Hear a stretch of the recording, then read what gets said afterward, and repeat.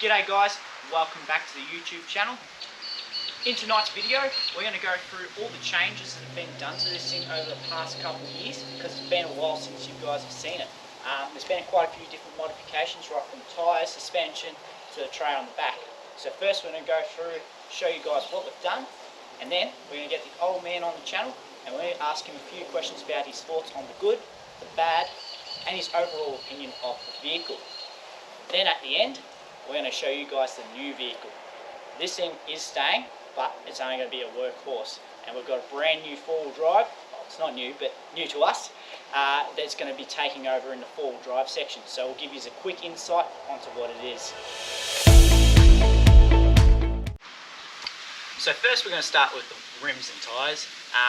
For this vehicle we decided to go in all-terrain, because this vehicle is used for daily driving, gets used on the jobs and all that sort of stuff, and then is also out for the weekends. So we wanted that 50-50 tyre just to do both, and that way we get a bit more longevity out of the tyre as well, because as some of you may know, mud tyres do wear a lot quicker. So we decided to go with the Maxxis Razors in the ATs, because they're quite an aggressive all-terrain tyre with great side lugs. That way when you're still off-road and in the wet, you get a bit more traction, but for the highway, a lot quieter and more mileage. So with these tyres, we went a smaller tyre in height. So these are a 31, I believe, but we decided to go a wider tyre, and the reason for this is you still get that more traction, especially when you're off-road, but you're not running a bigger tyre, so your fuel consumption stays down and it's better for the vehicle. So for these, we went a 285 in a 60, and they're still on an 18-inch rim, because this factory rims on this were an 18-inch rim, so we wanted to keep it the same. So along with the tyres, we've gone with a new set of rims as well, and we've got a set of mags, because who doesn't love mags? We've gone with an 18 by 9, that way we're keeping it well within the factory specs, because these came out with an 18-inch rim. And we've gone ahead with the Monsters, because they were quite a good looking rim at the time, and they were a bit cheaper than quite a few of the other brands out there at the moment, and they complement the vehicle very nicely. So as you guys would have noticed, this thing is sitting a bit higher, and that's because, if you can't guess from the colour, it's got a Dobinson 2-inch lift kit. So we've gone for the Dobinson IMS system, which includes monotube shocks as well as adjustable front struts. That way, if you did want to lift it a bit higher, you can. So these are a 2 to 3 inch strut, and then in the back we've gone with a 500 kilo set of leaves, just because of the weight on this thing with the tray and canopy setup and tools inside, and then the same shocks on the rear. And that just gets this thing sitting up nice and high, and means when the caravan was on the back sat down at a nice level height. Next up, we've got the tray and canopy. We've gone with a TC Boxes tray and canopy setup. So we've got the metre long canopy here, and then we've got an 1800 long tray. Down the back, we've got a rear trundle drawer as well.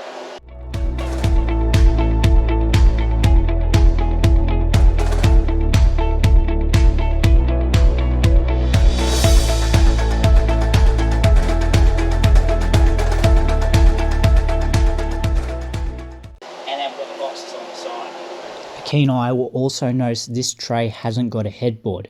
We opted without, because the canopy is staying on full time and it allows a bit more room on the back of the tray.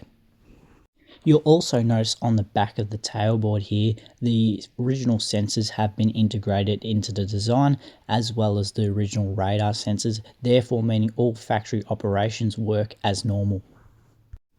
Inside the canopy, we've got a basic 12-volt setup. That way we can power camp lights, inside the canopy lights, and a fridge. So we've got the Anderson plug there, as you can see, with just a basic fuse box. That way all our little 12-volt accessories all come off that and straight off the main battery. That way it's all fused and all safe. Also got a false floor in there with marine carpet, stopping things from falling under there, as well as a wall separator, because on the other side is where all the work tools are housed. You can't even see this, but we've also added in a Mungie override kit for the diff lock. These from factory don't have diff lock in high range or once you exceed a certain speed in low range. So in the sand or in the mud, it's no good. So this kit allows you override, meaning you can lock that diff when you need it. So we've got Dad here tonight with us, just to give a few of questions and answers on the good, the bad, and his overall opinion of the vehicle. So firstly, what did you like about the vehicle, the BT? The first thing's probably the interior, quite nice. Yep. Comfortable, heated seats, Yeah, really good. Fuel economy, it was pretty good on the long trips, so towing the van and so forth was quite good. And that makes it a lot cheaper, obviously, when you're doing longer trips and stuff like that. Yeah, exactly right. So the next question, what didn't you like about the vehicle? What you thought was, yeah, look, it's a bit annoying or not great? Yep. Well, probably the main one has been the front end on them, with the problem with the front knuckles causing front tyre wear. We've had quite a bit of that, and Yep. placement of tyres there, of course. Yeah, and you can see that on the video previously. You can see those all-terrains are quite worn out on the outer edging. Yeah, that's right. I guess the other side is the costs to maintain them now. It's Yep. quite high. Servicing and parts for those now are quite expensive as well. Yep. Yeah, well, I suppose, today with the cost of living of things and parts going up and labour for people to do those things, and it's a lot more complex. Yep. So there's a lot more to it than just a basic service. So Yeah, and then of course the sensors. Yep. The sensors that they've put into them with the 5-star rating has made them, in my opinion, a bit annoying to drive now. Yep. And those sensors, are they on the road or do they go off the road as well? Both. Both. Yep. Which is really impractical, especially when you're doing full driving at low range. Yep, becomes annoying. Yeah. Yep. And the final question, would you buy one again or would you not? Why and why not? Probably not. I wouldn't spend that kind of money again on one of those vehicles. I'd much prefer these days to go back to an older truck that's a bit more reliable, and in actual fact I did. So, You did, yes, indeed he did. What did you buy? GU Nissan Patrol, 2001. 2001, and it is the diesel variant? It is, it's the turbo diesel, yep. Yeah, well, you can't go wrong with that. No, hopefully it'll be a lot better for outback touring and up in the high country. Yep. And as you said, the money on those newer vehicles compared to one of those older vehicles, it's what, pears and apples in difference. Yep. And the servicing costs are completely different. Yep. But much stronger vehicle too for out on the tracks. Yep. No, absolutely. And in fact, you guys are going to get to see a little snippet of this vehicle before seeing it next week on YouTube.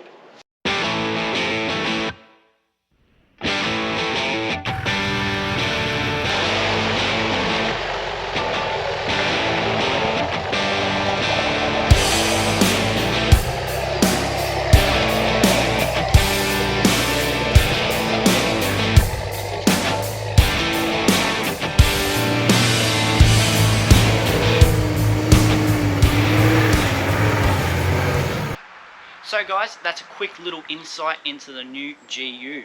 You will be seeing a lot more of this thing, and you'll get to see it in next week's video. So guys, that's an official wrap of the BT50 build series. I hope you guys have enjoyed this series, as this series was the kickstart to this YouTube channel. Episode 1 and 2 is still available. You can go view it at any time you'd like. And let us know in the comments below, what's your overall opinion of the BT50s? Do you rate them, or are you, look, not my cup of tea? Let us know in the comments below. Now, before you go anywhere, there's a quick little teaser for next week's video. But I'm going to go inside because it's bloody cold out here. Next week on YouTube, we're taking on the Victorian High Country with tough tracks, stunning creeks and scenery, and of course sensational camping. Make sure to catch all the action next week on YouTube, because this is one not to miss. Bugger! As always, thanks guys for watching.